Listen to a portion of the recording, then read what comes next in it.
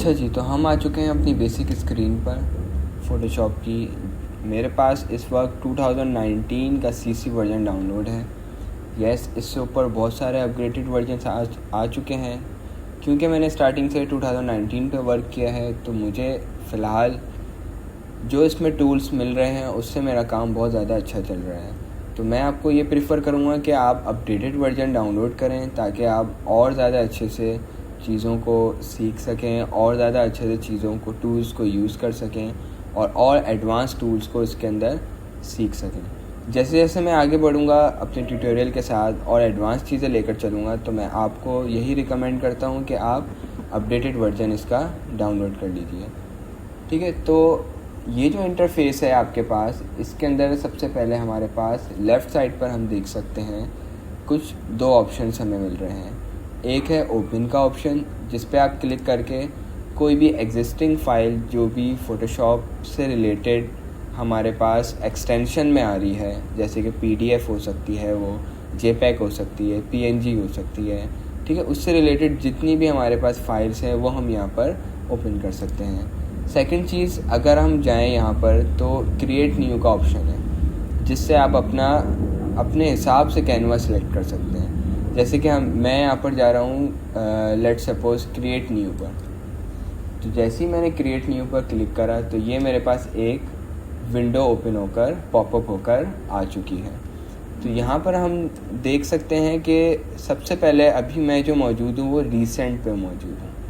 ठीक है, तो रीसेंट पे हमारे पास कुछ ऐसा इंटरफेस आ रहा है कि हमारे पास बहुत सारे कस्टम A4 इस तरीके से कुछ लिखा हुआ आ रहा है।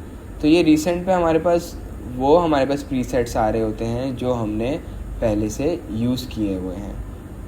ठीक, इसके अलावा अगर कोई मैंने प्रीसेट सेव किया हुआ है तो यहाँ पर मेरे पास सेव्ड में आ जाएगा। फ़िलहाल तो अभी मैंने कोई सेव्ड नहीं किया हुआ। फ़ोटो के लिए अगर ये हमारे पास कुछ प्रीसेट्स हैं जो कि फ़ोटोशॉप के अंदर पहले से बिल्ट इन है, तो इनको भी हम अपने डिज़ाइन के अंदर यूज़ कर सकते हैं।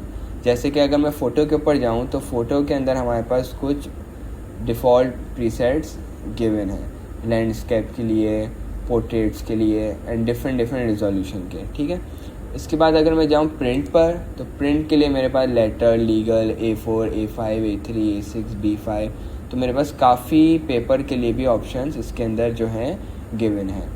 इसके बाद अगर मैं जाऊँ आर्ट एंड इलस्ट्रेशन के अंदर, तो इसके लिए भी मेरे पास काफ़ी चीज़ें यहाँ पर देखने को मिलती हैं।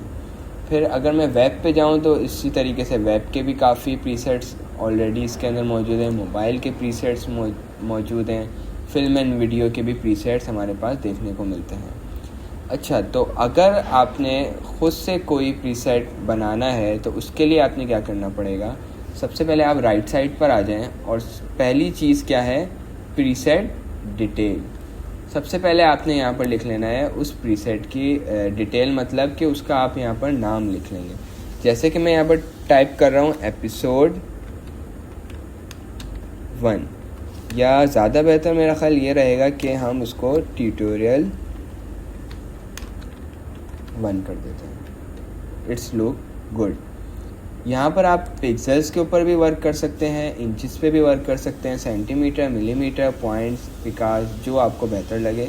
मैं अभी स्टार्टिंग में ये प्रेफर करूँगा कि आप पिक्सेल्स पे वर्क करें, ताकि आप इसका एक्चुअली जो फ़ोटोशॉप है ना वो है रास्ट बेस। तो अगर आप पिक्सेल्स पे वर्क करेंगे ना, इसको लेकर चलेंगे, तो आपको और ज़्यादा इसके बारे में क्या कहते हैं समझ में आएंगी चीज़ें। तो मैं फ़िलहाल पिक्सेल्स पे कर विड्थ और हाइट आप अपनी मर्ज़ी से इसके सेलेक्ट कर सकते हैं। तो मैं यहाँ पर जा रहा हूँ सबसे पहले लैंडस्केप पर। ये पोर्ट्रेट के लिए है और ये लैंडस्केप के लिए। तो मैं यहाँ पर 746 to 700 यहाँ पर विड्थ और हाइट ले रहा हूँ। ठीक है, देन हमारे पास है रिजोल्यूशन। ये मैं आपको आहिस्ता आहिस्ता आगे ये चीज़ें बताता रहूँगा कि हमारे पास रिजोल्यूशन क्या होती है, CMY के कलर्स हम क्यों यूज़ करते हैं, या RGB कलर्स हम कब यूज़ करते हैं, ग्रे स्केल पे हम कब वर्किंग करते हैं। तो जैसे जैसे हम आगे जाते रहेंगे मैं आपको डिफरेंट प्रोजेक्ट्स के साथ डिफरेंट चीज़ें सिखाता रहूँगा। ठीक है, तो ये हमारे पास है।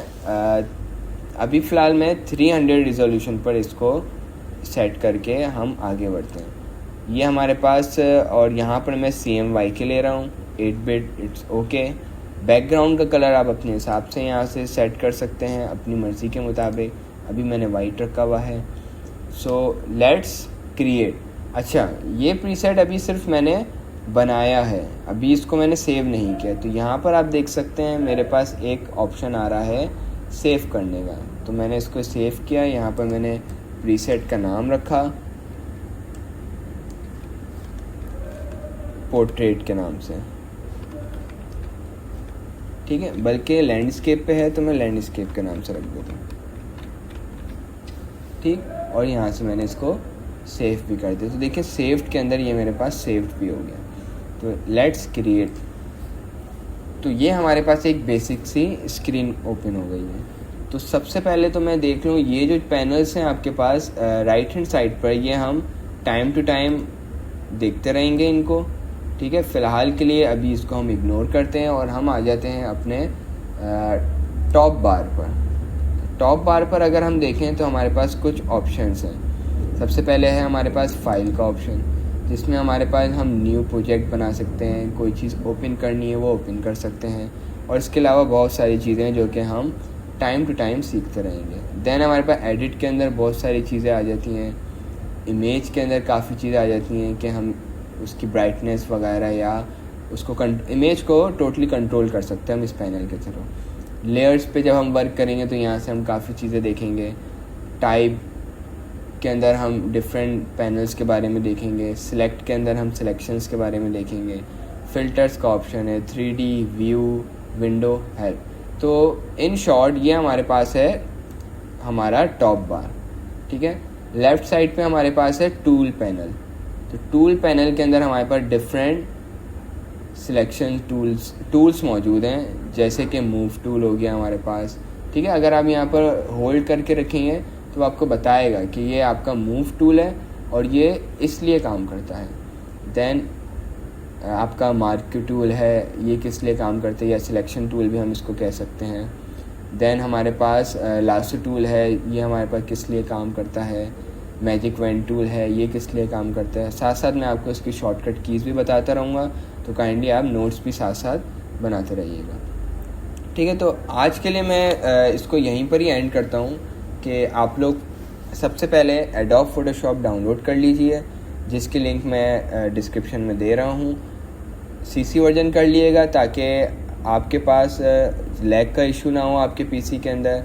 मिनिमम रिक्वायरमेंट इतनी ज़्यादा है नहीं इसके लिए, तो इसको अपने पास डाउनलोड कर लें ताकि हम इस ट्यूटोरियल को आगे बढ़ा सकें।